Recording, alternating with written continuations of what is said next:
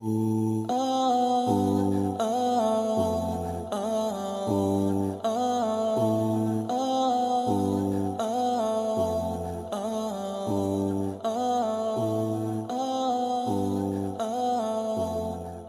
باللہ من الشیطان الرجیم بسم اللہ الرحمن الرحیم السلام علیکم ورحمۃ اللہ وبرکاتہ۔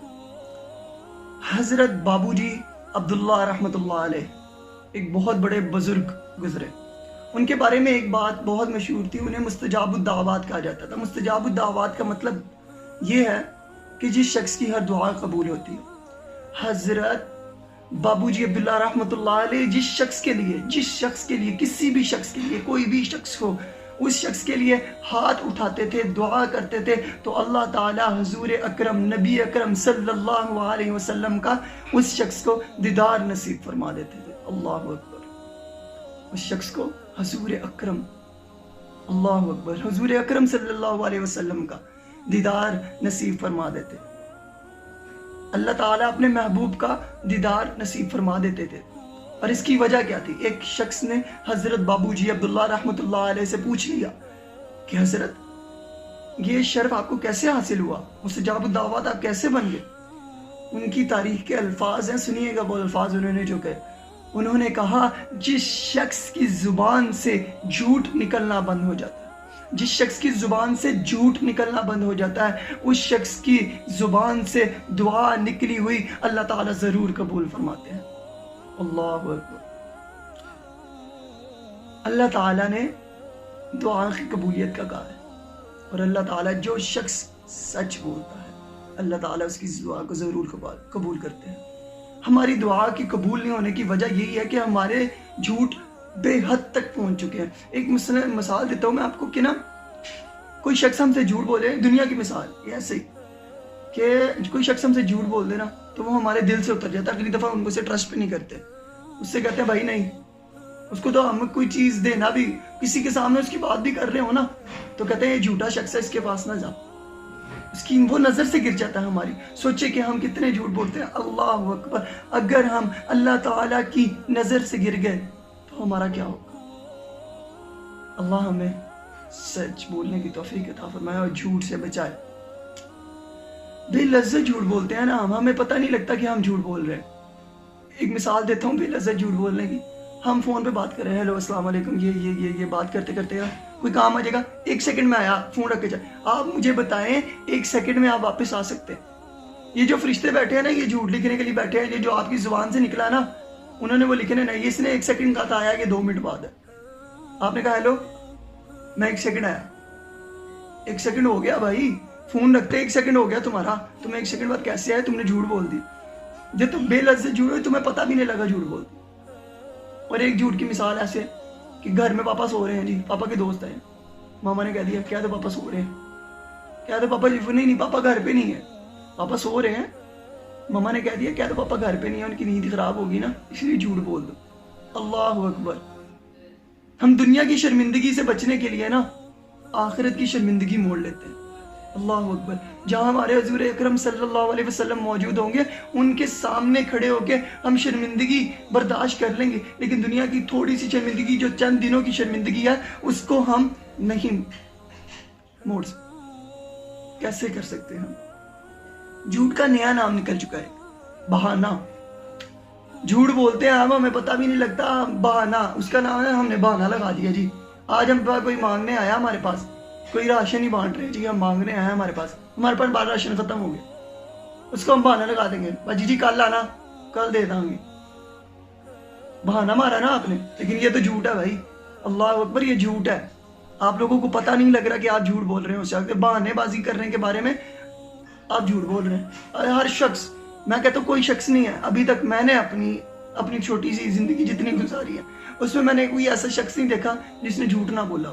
ہر شخص جھوٹ بولتا ہے، کوئی بہانے کی زد میں جھوٹ بولتا ہے، کوئی پاپا کی زد میں جھوٹ بولتا ہے، کوئی ماما کی زد میں جھوٹ بولتا ہے۔ کسی سے پوچھا جائے میں تو جھوٹ ہی نہیں بولتا، وہ کہتا ابھی تو نے کہا یار تیرے پاپا گھر میں تو نے کہا پاپا گھر پہ نہیں ہے، تو وہی تو میں نے سوچا ہی نہیں کہ میں نے یہ جھوٹ بولا۔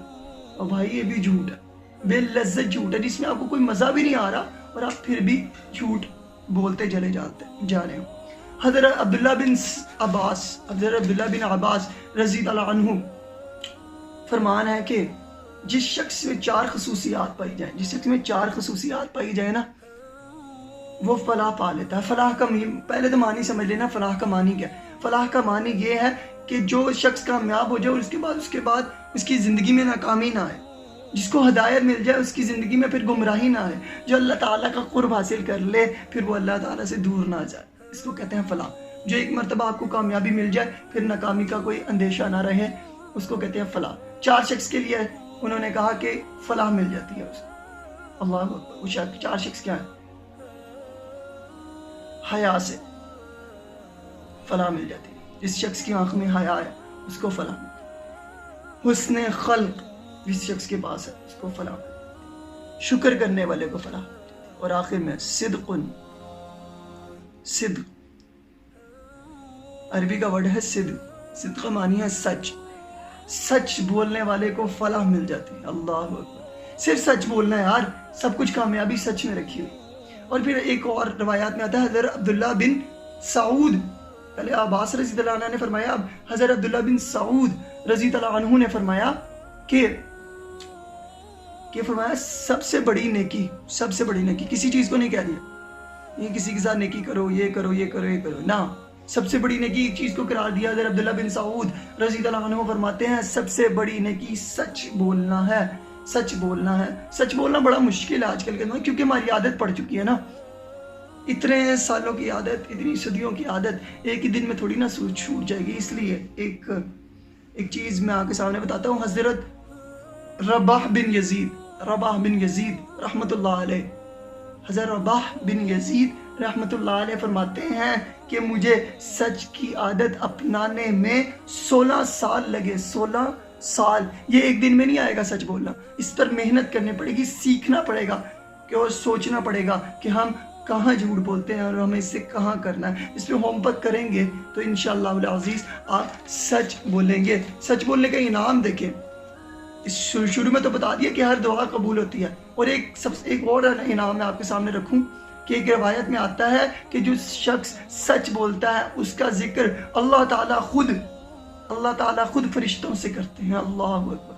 اللہ تعالیٰ فخر کرتے ہیں اس شخص کے اوپر جو سچ بولتے ہیں۔ کسی شاعر نے کہا ہے تیرے عشق نے مجھے غم دیا، میرے غم کی عمر دراز ہو۔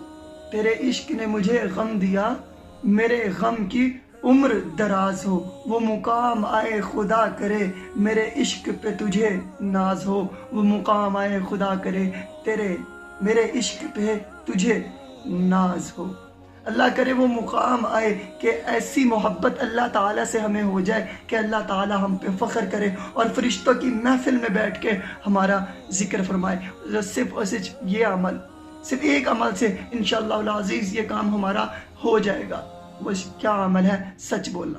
حدیث و قرآن سے میں نے آپ کو ثابت کر دیا کہ سچ بولنا نہایت ہی مفید عمل ہے۔ سچ بولنے کو چھوٹے چھوٹے سچ سے 16 سال لگے ایک صحابی کو 16 سال لگے، ہمیں تو بہت وقت لگے گا۔ ایک سچ سے شروع کریں، ایک سچ سے 2 سچ سے 3۔ ایک صحابی تو یوں فرماتے ہیں کہ اگر تم جھوٹ بولو اور ہر جھوٹ پہ ایک پتھر اکٹھا کرتے رہو تو ہم اتنے جھوٹ بولتے ہیں کہ ہمارے گھر میں ایک پہاڑ بن سکتا ہے۔